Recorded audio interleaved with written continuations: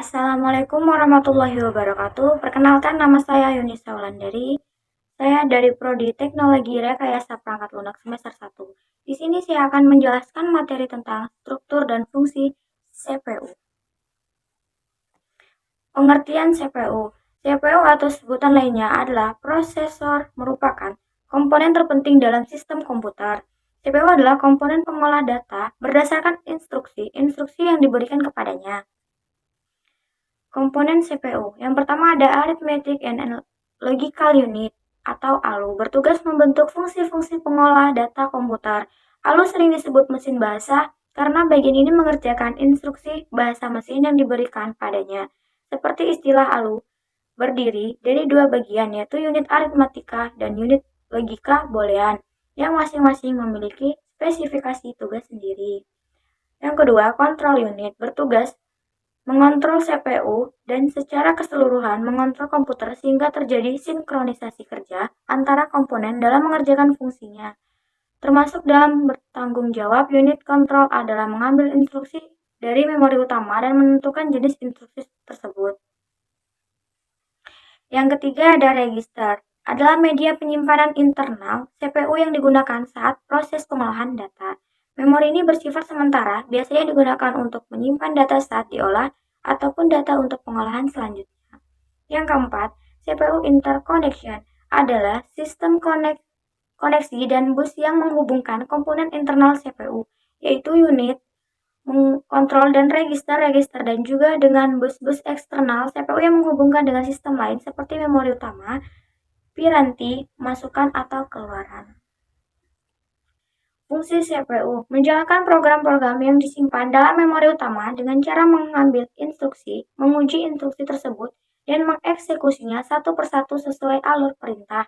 Yang kedua, pandangan paling sederhana proses eksekusi program adalah dengan mengambil pengolahan instruksi dari dua langkah, yaitu yang pertama operasi pembacaan instruksi fetch dan operasi pelaksanaan execute. Melakukan operasi aritmatika dan logika terhadap data yang diambil dari memori atau diinformasikan yang dimasukkan melalui beberapa perangkat keras seperti papan ketik, pemindai, tuas kontrol, dan tetikus. Akses CPU. Yang pertama, CPU memori, perpindahan data ke CPU ke memori, dan sebaliknya. CPU I atau O, input atau output, perpindahan dari data CPU ke modul input atau output, data sebaliknya. Yang ketiga, pengolahan data CPU membentuk sejumlah operasi aritmatika dan logika terhadap data. Yang keempat, kontrol merupakan instruksi untuk mengontrol fungsi, pengontrolan fungsi atau kerja, misalnya instruksi pengubahan urusan eksekusi. Hal-hal yang dilakukan CPU, fetch instruction, mengambil instruksi, yaitu CPU membaca instruksi dari memori. Yang kedua, interpret, instruction, menerjemahkan instruksi, yaitu CPU menerjemahkan instruksi untuk menentukan langkah yang diperlukan. Fetch data, mengambil data, yaitu eksekusi instruksi yang memungkinkan memerlukan pembaca data dari memori maupun dari modul input atau output. Proses data, mengolah data, yaitu eksekusi instruksi yang memerlukan operasi aritmatik. Write data, menulis data, yaitu hasil eksekusi yang mungkin memerlukan penulisan data ke memori data ataupun ke modul input-output. Berikut gambar cara kerja CPU. Cara kerja CPU saat data atau instruksi dimasukkan ke processing device, pertama kali diletakkan di RAM melalui input storage. Apabila berbentuk instruksi, ditampung oleh control unit di program storage. Namun apabila berbentuk data, ditampung di working storage. Jika register siap untuk menerima pengerjaan eksekusi, maka control unit akan mengambil instruksi dari program untuk ditampung ke instruction register. Sedangkan alamat memori yang berisikan instruksi tersebut ditampung di program counter. Sedangkan data diambil oleh control unit dari working store untuk ditampung ke general purpose register, dalam hal ini di operate register.